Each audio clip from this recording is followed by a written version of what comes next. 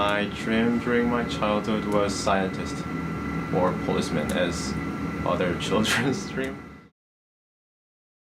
I'm not sure I dreamed, like really dreamed. I did art. I didn't really dream beyond what I was doing, to be honest with you. I've always known that I was going to do something creative with my life. I think that I feel more ambitious and more motivated now because I've kind of had a taste of what I can do, and I've been like somewhat successful in the past couple years, like pursuing my creative efforts. As I grew older and starting to face reality and how like tough the art world is, my dreams are getting smaller and smaller. It's hard to be in the RISD bubble and know how people see the RISD bubble. It's, from the inside, it's very hard work, it's very educational, and it's very, very hard to tell people what you do sometimes. I just get to like be with people who are like incredibly creative and incredibly committed to what they're doing. I think that's fabulous. I think it challenges the artist to get out of their little world. It forces them to think out of their box. And if they don't want to do that, get out of the field, get out of that particular field. It's the same with a client. The client is, in a way, the medium. It's very interesting. A client who says, I only want red. Is that a problem? No, that becomes the way of working. You know, carbon atoms are carbon atoms. And there's a dismissal from the hard sciences about the softer sciences to say, well, it's not real. You know, we're pure. We do the real work. I think that's true with very closely allied fields of creativity. I mean, design and fine arts are really the same thing. But I guess sometimes I think about it like art is like math, or art might be like pure physics, and then design is like engineering. So they're both sciences, but engineering kind of is applied physics, and physics is just kind of like having fun with thinking and investigating the world. Yep, that's the old, it's more accepted now. You have to accomplish X, almost an assignment, like the client is giving you an assignment. It doesn't make it any less art. Your parameters have been narrowed. You know, I like the debate. I like the healthy debate. I don't mind the debate, but when it comes to a right and wrong, I mean, we kill people. We destroy civilizations. I think when you're a designer and you get take a job, like a design job, a lot of times there's that conflict, like, do I do exactly what the client is asking of me, or do I want to try and put in some of my own personal touch to it too? I think like it's really like hard to not put some of yourself into any work that you do as a designer, I think, whether it's for yourself or for a client. Like, you know, about the practical sides of being a full-time artist. Like, is that even possible? Like, is that even a job? Because sometimes I feel like an artist is not a job, it's a hobby. I don't know, I think it's a pretty dangerous statement. Because, you know, there's a lot of people who are really serious about painting. Well, if you look at our income, you might as well call architecture a hobby. I mean, I don't think that, I think they're sort of disconnected in a way. You know, does that mean that an artist who gets paid for their work is not as authentic an artist as an artist that doesn't get paid?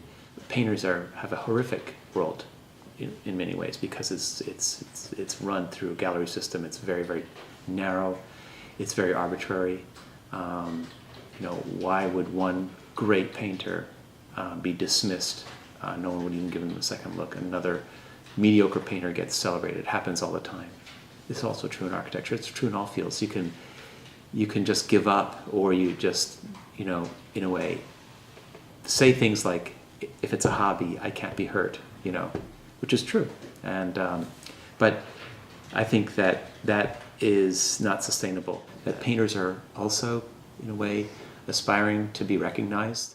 I teach here at the Providence Art Club, and I teach adults. I teach people from 40 to 90, and they're just as passionate as I am, whether they paint once a week or 7 times a week. They understand the pain we go through, as artists, the dwell within the frustrations that we suffer within our craft or within our art. And they, at their level, they too, as hobbyists. And I think they would be insulted sometimes if they were called hobbyists. But I don't think that, I think that a lot of people who are fine artists see it as like selling out to be a designer also, and think of other ways that they could make money. But I've always had the mentality that it's important to find like multiple streams of income and multiple ways. I'm still in a denial. I just want to keep making work, but right now I'm looking for a job. That's the different thing. First of all, worry will kill you, and we need to stop worrying. Okay, worry will dissolve your dreams. There is an underlying anxiety. The creativity is a kind of plunge into the unknown. What could be more nerve-wracking than that? So that's always been a worry. And you can't give a blanket answer, say, oh, it's going to be okay. Because sometimes it's not. You should have doubt and you really have to change something. Other times it's just noise. Yeah, I can say that building guitars is like, I love building guitars. There's no like part of my body that can say otherwise. I think once you find something that you can say that about, like as long as that passion is initially there, there's going to be a way to make it work no matter what. And I think it's very important that people not let what others expect of them and think that they should be doing, don't let that get in the way of the gift that you have to give to the rest of the world. And make sure that you are doing everything you can to get what you want to see out there and to give that back. The most important thing in the art is being honest about your work or about your passion. Like if you don't want to do it, you should not do it. That's all I know. There's your yin and yang, right, that we talked about. The reality is the tangible, and the dream is an intangible. And there's a balance that occurs. And sometimes it leans one way or the other, and there are these thrusts into the world of dream that we need to have. And then what supports that dream is the reality of whatever doing it.